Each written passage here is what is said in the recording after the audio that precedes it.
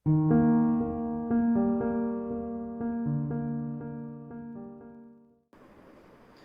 सबका स्वागत है मेरे YouTube चैनल मानव केमिस्ट्री में। अगर आप चैनल पर नए हैं तो प्लीज़ चैनल को सब्सक्राइब कर दीजिए और साथ में ही नोटिफिकेशन आइकन को भी दबा दीजिए ताकि लेटेस्ट वीडियो आप तक तुरंत पहुंच सके।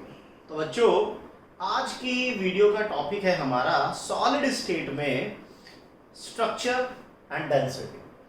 पहले हम कुछ मॉलिक्यूल्स के स्ट्रक्चर को देखेंगे, फिर हम डेंसिटी पर कुछ न्यूमेरिकल ट्राई करेंगे।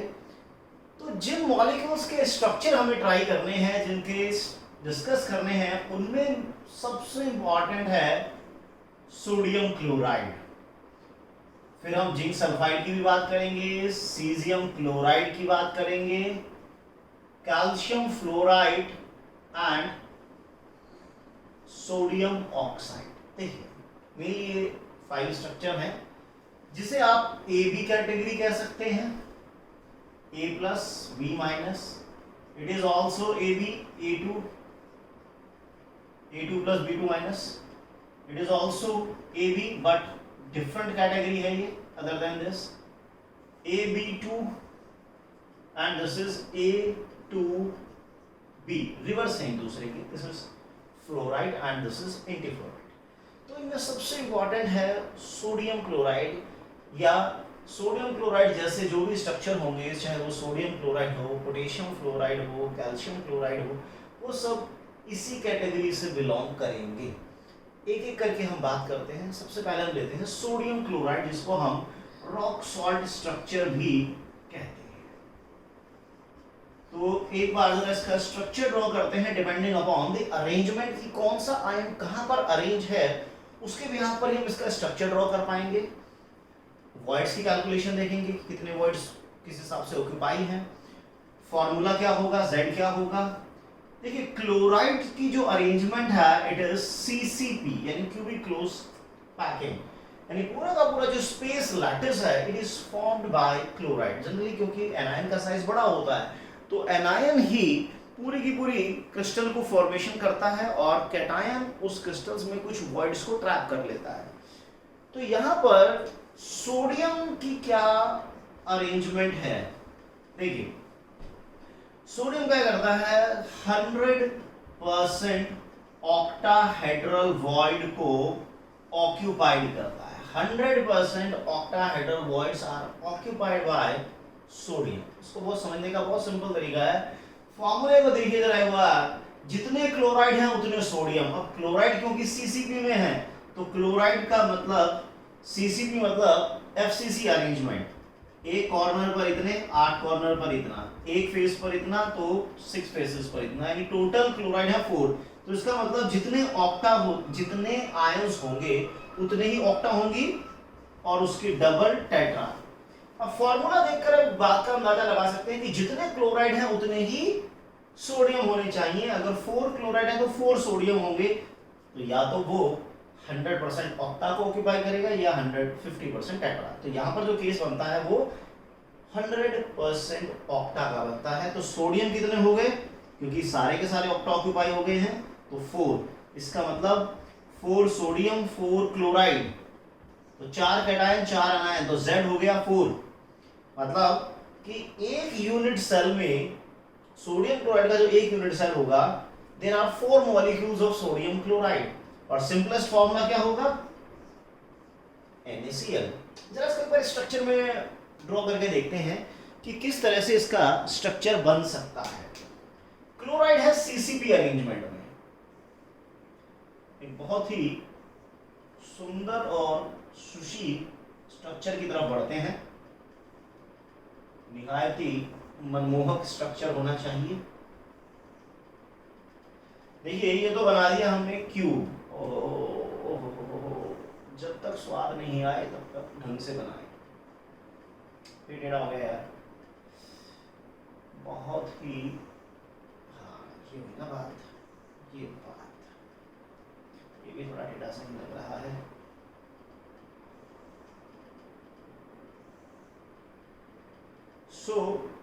ये तो हमने बना डाला क्यूब, राइट।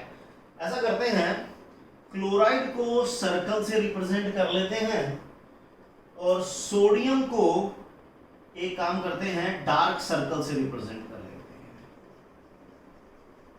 सोडियम को डार्क सर्कल, या चलो ब्लू से कर लेते हैं, वो थोड़ा बेटर रहेगा क्योंकि इसमें ज्यादा टाइम लग जाएगा। ब्लू से कर लेते हैं। चलिए, क्लोराइड है सीसीपी अरेंजमेंट में, यानी कि जितने भी कॉर्नर और फेस सेंटर पोजीशंस हैं वो सारी की सारी क्लोराइड ऑक्युपाई करने जा रहा है। तो ये आ गया क्लोराइड, क्लोराइड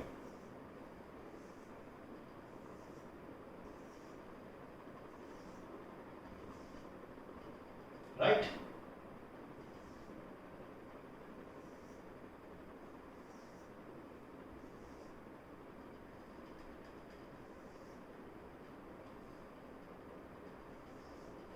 तो ये जो बैक का फेस है इसके सेंटर, ये तो बना दिए हमने सारे के सारे क्लोराइड।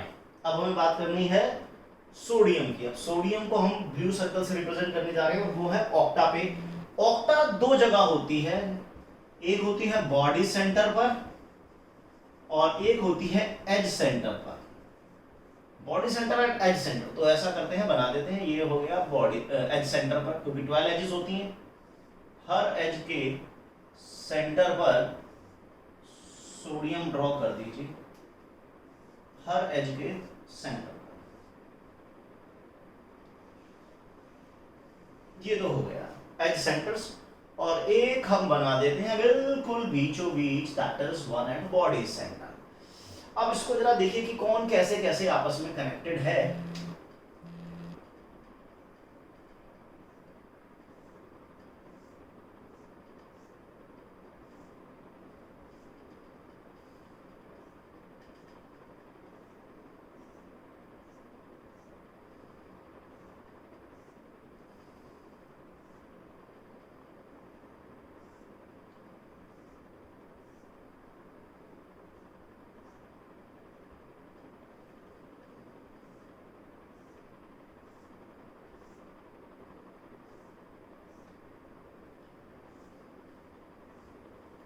वाह, ये जो स्ट्रक्चर हमें नजर आ रहा है इस समय, ये है हमारा सोडियम क्लोराइड का इकलौता unit cell. This is one unit cell of sodium chloride.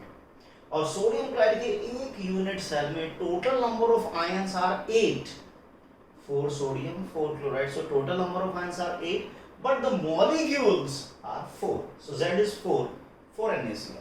चलिए, अब क्योंकि सोडियम ऑक्टाहेड्रल वॉइड में है, कैटायन जनरली वॉइड को ऑक्यूपाई करता है, तो ऑक्टाहेड्रल वॉइड में अगर सोडियम होगा तो it will definitely touching 6 chloride ion, 4 एक प्लेन में, 5th and 6th above and below. तो देखिए, अगर मैं बात करूं इस क्लोराइड की, या जो ये बॉडी सेंटर पे क्लोराइड है, ये कितने सोडियम को, ये कितने क्लोराइड को टच कर रहा है, तो आप देखेंगे कि ये 6 को टच कर रहा होगा। देखिए, ये सोडियम है और ये बॉडी सेंटर एटम जो है 1 2 3 4 5 और एक 6, इन सबको टच कर रहा है। थोड़ा सा इस तरह से ड्रॉ कर देते हैं। ये तो बन गया एक प्लेन स्क्वायर टाइप का, और 1 2 3 and this is 4.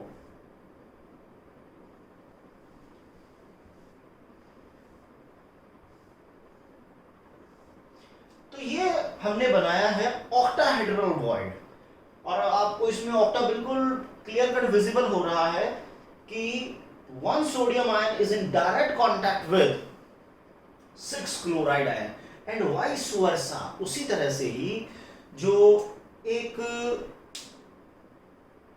क्लोराइड है, वो क्लोराइड भी किसी ना किसी तरीके से अपने अड़ोस पड़ोस के 6 सोडियम को टच कर रहा है। अब देखिए जरा, ये है हमारा क्लोराइड, और ये कितने सोडियम को टच कर रहा है, 1 2 3 4। देखो, जो फेस के सेंटर पे है वो अपने फेस के 4 एज सेंटर्स को तो डायरेक्ट टच कर ही रहा है, ये हमने बना डाला 4 एज। और नीचे वाला ये बॉडी सेंटर, और ऊपर वाले यूनिट सेल का बॉडी सेंटर, तो हो गया 1 2 3 4।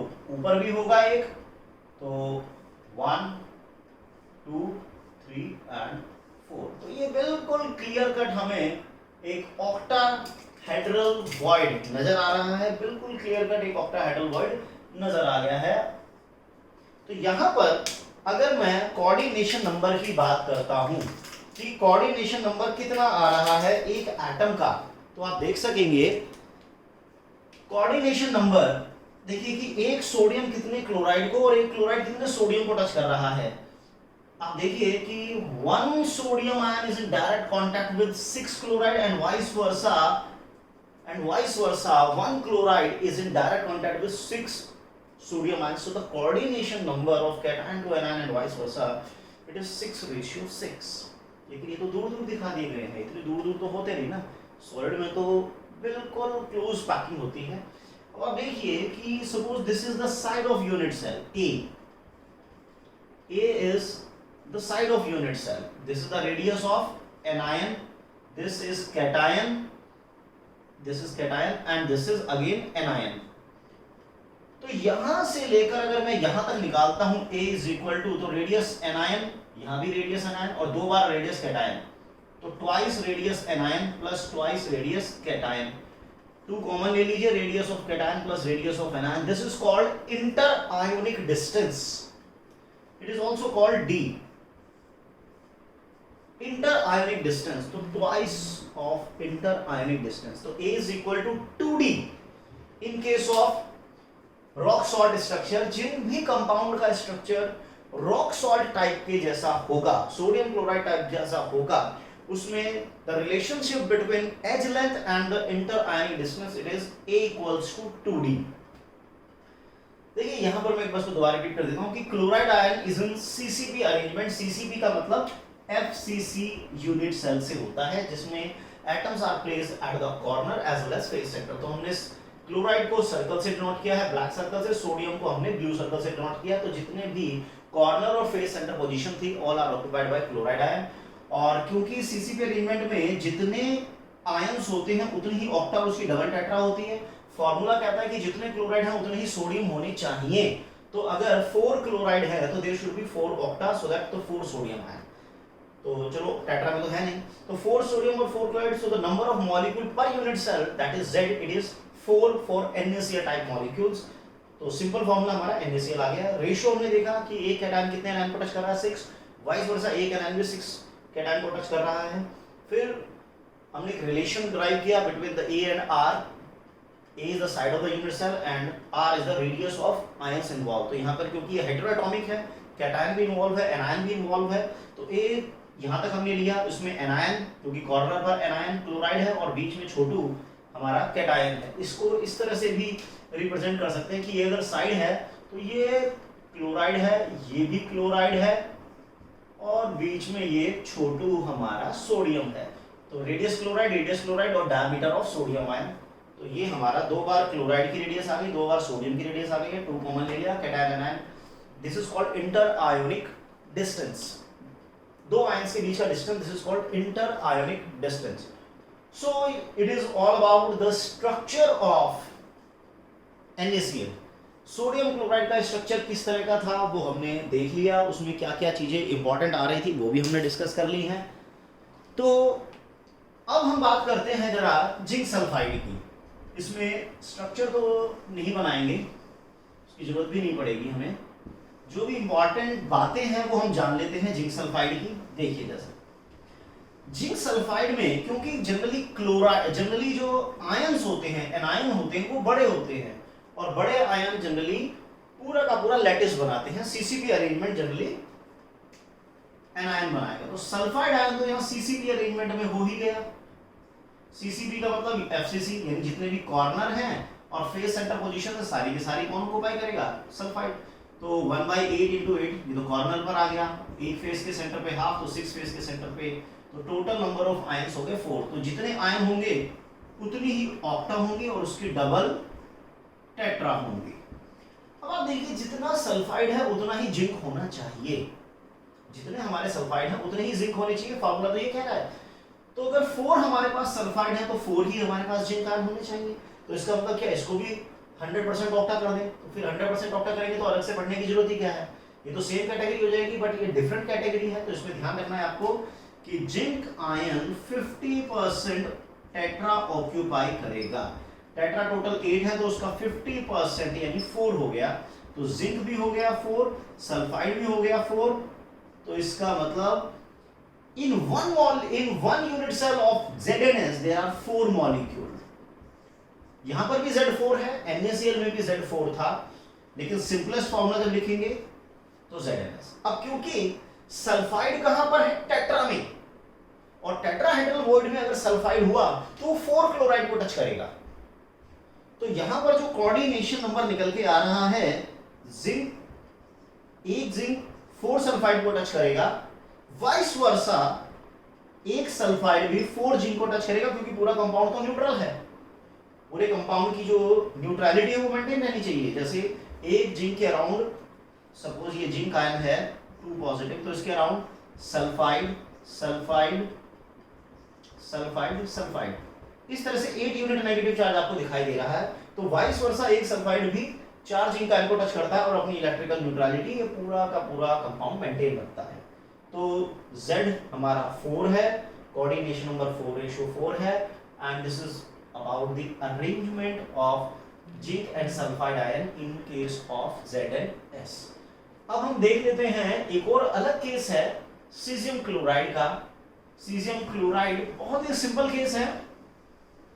तो सीजियम क्लोराइड के केस में जो क्लोराइड आयन है, सीजियम क्लोराइड के केस में जो क्लोराइड आयन है, it is occupied at the corner of the unit cell, और जो सीजियम आयन है it is at body center। बहुत ही सिंपल अरेंजमेंट है, मतलब what is your name type arrangement हो गई है। तो बहुत ही सिंपल कि क्लोराइड को सर्कल से कर लेते हैं और इसको डार्क सर्कल से कर लीजिए।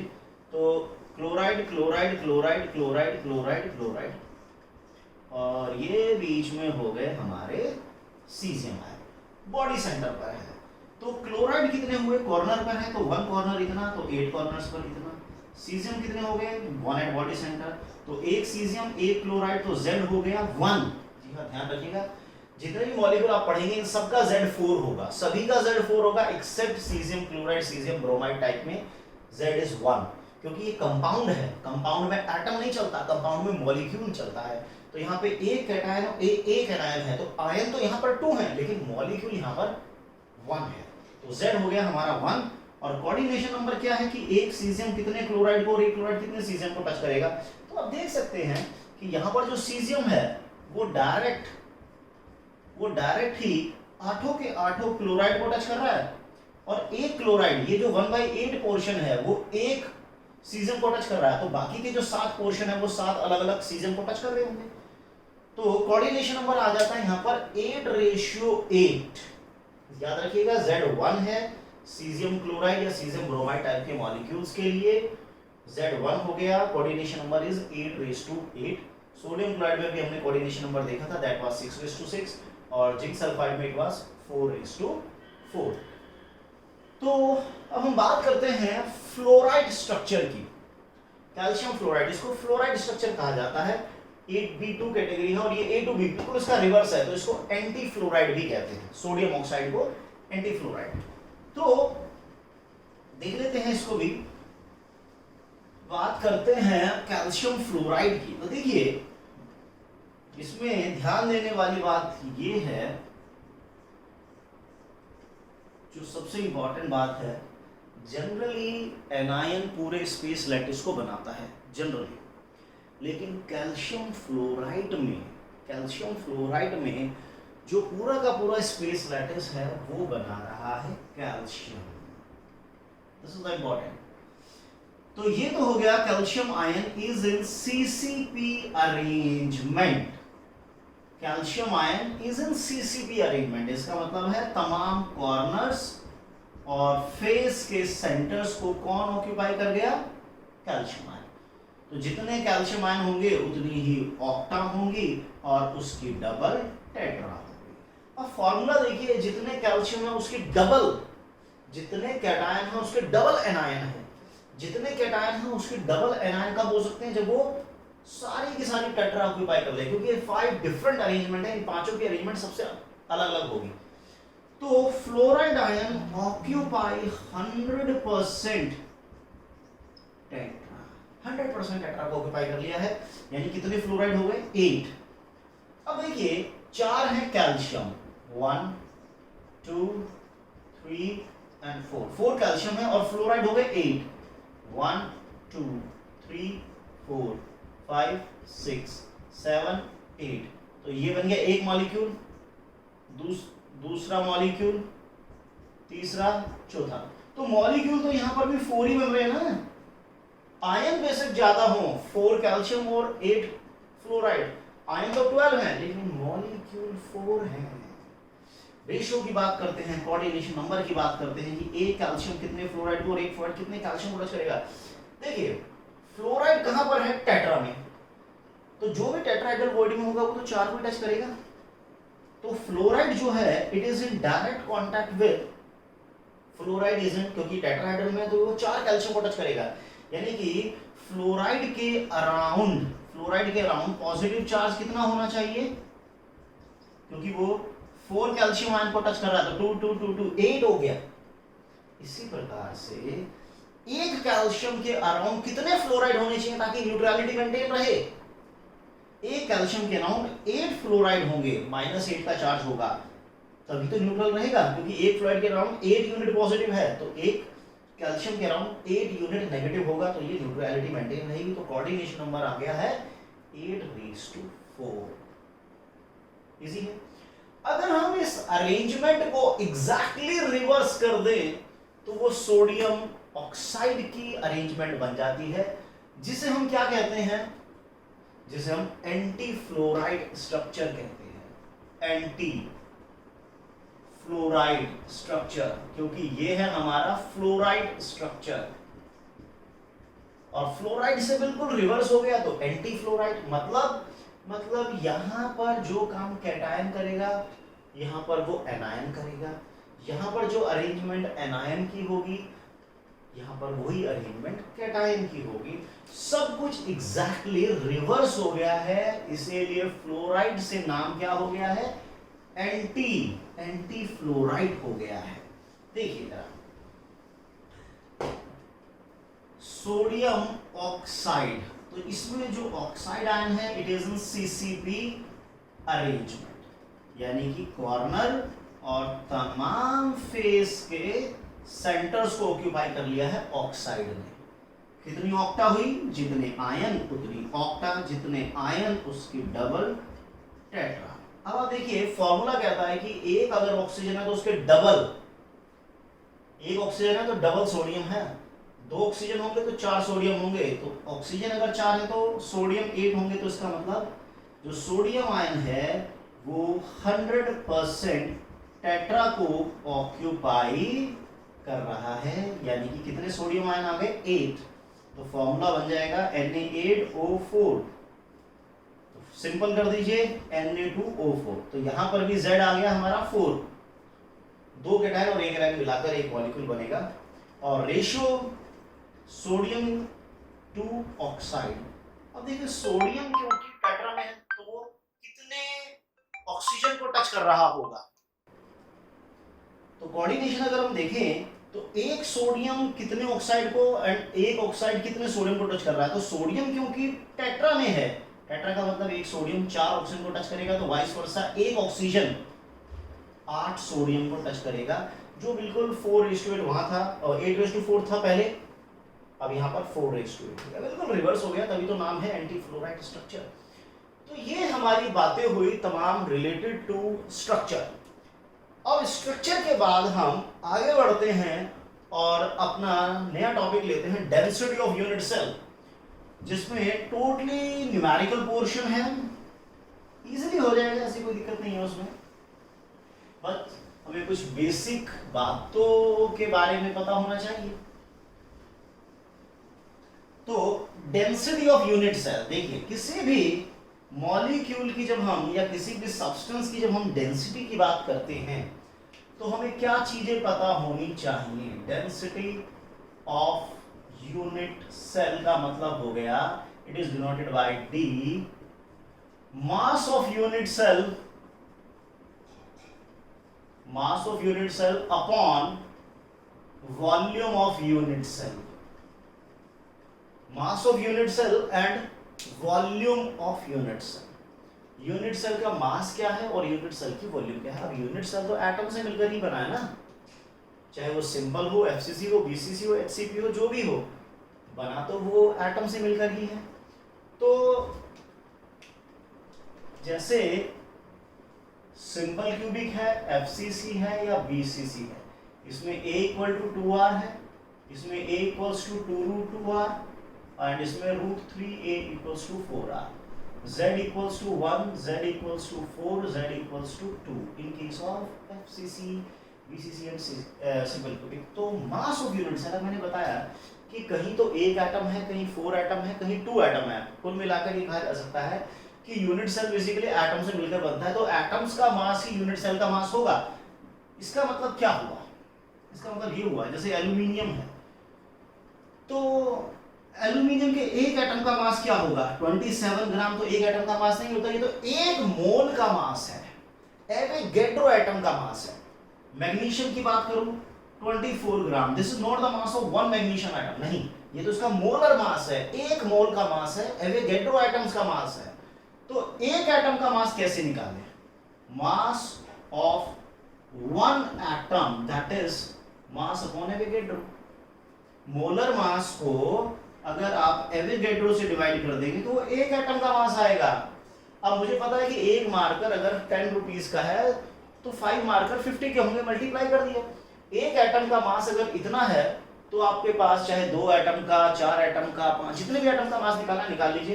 तो mass of unit cell, mass of unit cell, देखिए एक एटम का मास है इतना और यूनिट सेल में एटम्स कितने होते हैं? Z। तो Z एटम का मास हो गया इतना। तो this is the mass of unit cell. अब यूनिट सेल की साइड क्या है? Side of unit cell let it be a picometre. Picometre का मतलब है -10 सेंटीमीटर। तो वॉल्यूम क्या हो गई यूनिट सेल की? Volume of unit cell, volume होती है cube of this, so it is a into 10 raised to power -30 centimetre cube. This is the volume. तो मास और वॉल्यूम का रेशियो ही डेंसिटी होता है। तो density is mass of unit cell upon volume of unit cell. तो ये answer आ गया हमारा इतने gram per centimetre cube. This is the density of unit cell, a z into m upon a cube, this। लेकिन ध्यान रखिएगा unit पे, क्योंकि साइड हमें पिकोमीटर में दी होती है। पिकोमीटर को सेंटीमीटर में लाइए, फिर उसका क्यूब करेंगे तो 10⁻10 का क्यूब -30 होता है। तो याद रखिएगा ये कन्वर्जन फैक्टर पिकोमीटर से सेंटीमीटर और फिर उसका क्यूब, ये इसमें फॉर्मूले में इंक्लूडेड है। अब हम बात करेंगे डेंसिटी पर न्यूमेरिकल्स की। तो न्यूमेरिकल्स ये रहे। तो आ गए हम प्रॉब्लम पर अपनी। तो देखिए 3 प्रॉब्लम अब आपके सामने हैं। बिल्कुल सिंपल प्रॉब्लम हमने ली है कि मैग्नीशियम बीसीसी अरेंजमेंट में है। बीसीसी अरेंजमेंट में आप सभी जानते हैं कि Z कितना होगा? बीसीसी अरेंजमेंट में Z होता है 2, होमो एटॉमिक है। Relationship between A and R, तो √3a is equal to 4r। आपको डेंसिटी कैलकुलेट करनी है, तो नो प्रॉब्लम। पहले आपको रेडियस ऑफ एटम दी है तो साइड ऑफ यूनिट सेल निकाल लीजिए। √3a is equal to 4r, r है √3, 50 √3 उड़ा दीजिए, डिजिट इनटू डिजिट हो गया। तो a is equal to 200 picometre. Picometre को जरा सेंटीमीटर में लाइए, -10 से इंटू कर दीजिए। क्लियर हो गई बात? आगे बढ़ते हैं। डेंसिटी का फॉर्मूला आपके सामने है, Z into m। Z हो गया 2, m molar mass of magnesium, cube of this. जब आप इस पूरे का क्यूब करेंगे तो 10⁻10 का क्यूब तो ऑलरेडी -30 इंक्लूडेड है। तो 200 का क्यूब कर लेते हैं। 200 का क्यूब ये हो गया -30 और एवोगैड्रो 6.022 10⁻23 इतने ग्राम पर सेंटीमीटर क्यूब आपका आंसर। अब इसमें कुछ नहीं बचा, प्योरली मैथ है। मुझे पता है मैथ में आप लोग धुरंधर हैं, फोड़ डालेंगे इसको, कर डालेंगे इसको। नेक्स्ट क्वेश्चन पे बढ़ते हैं। एल्यूमिनियम एफसीसी अरेंजमेंट में है जिसमें रेडियस ऑफ एटम दी गई है, डेंसिटी बतानी है, नो प्रॉब्लम। देखिए a is equal to 2 root 2 r. This is the relationship between a and r in case of FCC. And z is equals to 4. बस पहले साइड निकालिए. a is equal to 2 root 2 r. तो 2 root 2 r है 100 root 2. Root two हो गया 2 हो गया 4 और ये हो गया 400 पिकोमीटर अर्थात 400 10 raised to power minus 10 centimetre. तो डेंसिटी क्या होती है Z m a cube. a है हमारा 400 पिकोमीटर, इतना है. इसका क्यूब करेंगे तो 400 का क्यूब, इसका क्यूब माइनस 30 ऑलरेडी इंक्लूडेड होता है. 6.022 10 raised to power 23. यहां से आप डेंसिटी निकालेंगे, आंसर आएगा ग्राम पर सेंटीमीटर क्यूब में. No problem. देखिए क्वेश्चन नंबर 3. पोटेशियम फ्लोराइड का स्ट्रक्चर कह रहा है बिल्कुल रॉक सॉल्ट है. रॉक सॉल्ट मतलब सोडियम क्लोराइड जैसा है. और सोडियम क्लोराइड के स्ट्रक्चर में मैंने आपको को भी बताया था कि 2 is equal to twice of radius of cation plus radius of anion. Right, ऊपर कर लेते हैं. चलो, radius of cation plus radius of anion, this is called inter-ionic distance. इन दोनों को प्लस कर देंगे तो इंटर-आयनिक डिस्टेंस भी आ जाएगा. Radius of cation plus radius of anion, this is inter ionic distance. तो वो कितना है? कैटायन है 50, एनायन है 100. ये हो गया 150 और ये हो गया पूरा 300 पिकोमीटर. फॉर्मूला Z कितना होता था सोडियम क्लोराइड के लिए? 4. याद रखिए सभी हेटेरोएटॉमिक मॉलिक्यूल्स के लिए Z 4 होता है एक्सेप्ट सीजियम क्लोराइड और caesium bromide. Caesium chloride caesium bromide क्योंकि BCC टाइप के एलिमेंट है तो Z 1 है, मॉलिक्यूल है तो 1. तो density is equal to Z into M. Potassium fluoride का मोलर मास पोटेशियम 39, फ्लोराइड का आई थिंक 34. फ्लोराइड कितना होता होगा? 18 अराउंड कुछ. चलो 57. वॉल्यूम क्यूब ऑफ दिस और 10 raised to power minus 30 इसका कन्वर्जन फैक्टर, जो इसको किस में कन्वर्ट करने के लिए किया जाता है? सेंटीमीटर में. फिर उसका क्यूब करेंगे और एवोगैड्रो. राइट, सो इसको आप सॉल्व कर लीजिएगा. This is your answer in gram per centimetre cube. अभी हमने कुछ बेसिक प्रॉब्लम ली है, अभी हम कुछ और प्रॉब्लम के साथ आगे बढ़ते हैं. तो प्रॉब्लम आ चुकी है. एलिमेंट x है, हमें नहीं पता कौन सा एलिमेंट है, जो कि BCC अरेंजमेंट में है. साइड इतनी है, डेंसिटी इतनी है. तो आपको बताना है कि अगर 208 ग्राम हम उस एलिमेंट को ले तो उसमें कितने एटम्स होंगे. 200 gram of x, 208 gram of element x अगर हमारे पास है तो उसमें एलिमेंट x के कितने एटम्स होंगे. तो डेंसिटी दी है तो डेंसिटी का फॉर्मूला लगा देते हैं. तो density is equal to Z into m upon Avogadro.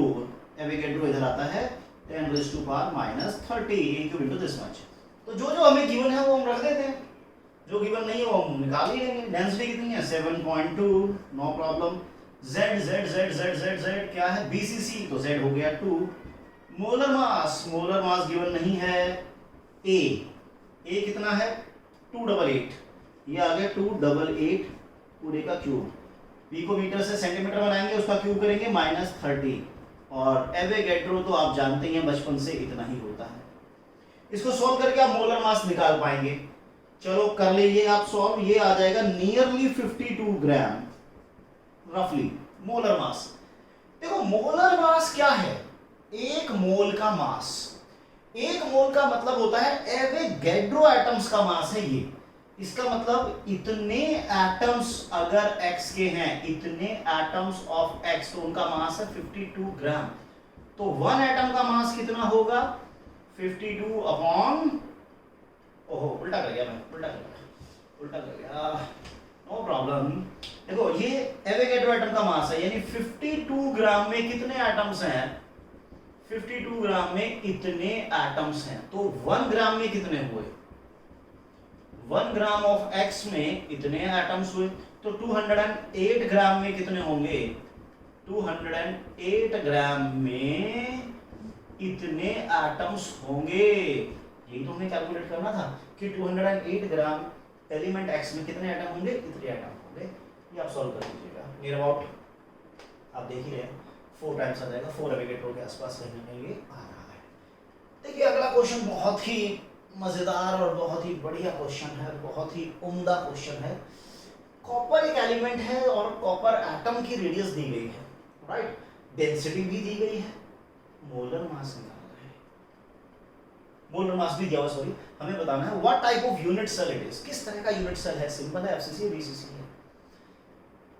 देखो अब इस क्वेश्चन को करने का एक ही तरीका है हिट एंड ट्रायल, कि हम पहले इसको अज्यूम कर लेते हैं, let us assume that it belongs to simple cubic, हम ऐसा मान लेते हैं कि बिलोंग्स टू सिंपल, क्योंकि अगर ये सिंपल क्यूबिक का होगा तो Z1 आएगा और A इक्वल टू 2R होगा, A हमें गिवन, R हमें गिवन है तो A निकाल लेंगे, तो 2 into 130 दैट इज 260 पिकोमीटर। यहाँ से आप डेंसिटी कैलकुलेट कीजिए, अगर आपकी कैलकुलेटेड डेंसिटी गिवन डेंसिटी के बराबर आ गई, अगर आपकी डेंसिटी जो आप कैलकुलेट करने जा रहे हैं, if it comes out to 8.95 Z into M upon A cube 260, फिर इसका कन्वर्जन फैक्टर एंड एवेगेड्रो, अगर ये कैलकुलेटेड डेंसिटी 8.95 आती है तो इसका मतलब ये सिंपल क्यूबिक है, नहीं आती तो no problem, then try for FCC. हम इसको एफसीसी के लिए ट्राई करेंगे, क्योंकि इसमें जब तक हमें Z नहीं पता होगा हम A नहीं निकाल पाएंगे, और फॉर्मूले में A चलता है, R नहीं चलता। A और R का relation unit cell to unit cell vary करता है, तो इसलिए हम इसको अज्यूम कर लेते हैं कि now it belongs to FCC. अगर ये एफसीसी से होगा तो Z4 होगा, A इक्वल टू 2√2R होगा, फिर से आप R की वैल्यू पुट कर दीजिए, A निकाल लीजिए, डेंसिटी निकालिए, डेंसिटी अगर 8.95 आती है तो डेफिनेटली बिलोंग्स टू एफसीसी, नहीं तो फिर आप क्या करेंगे, ट्राई फॉर बीसीसी, जिसमें Z होगा 2 एंड A और R का रिलेशनशिप ये होगा, फिर से डेंसिटी कैलकुलेट कीजिए, अगर वो इसके इक्विवेलेंट आती है तो इट इज बीसीसी, अदरवाइज नहीं होगा।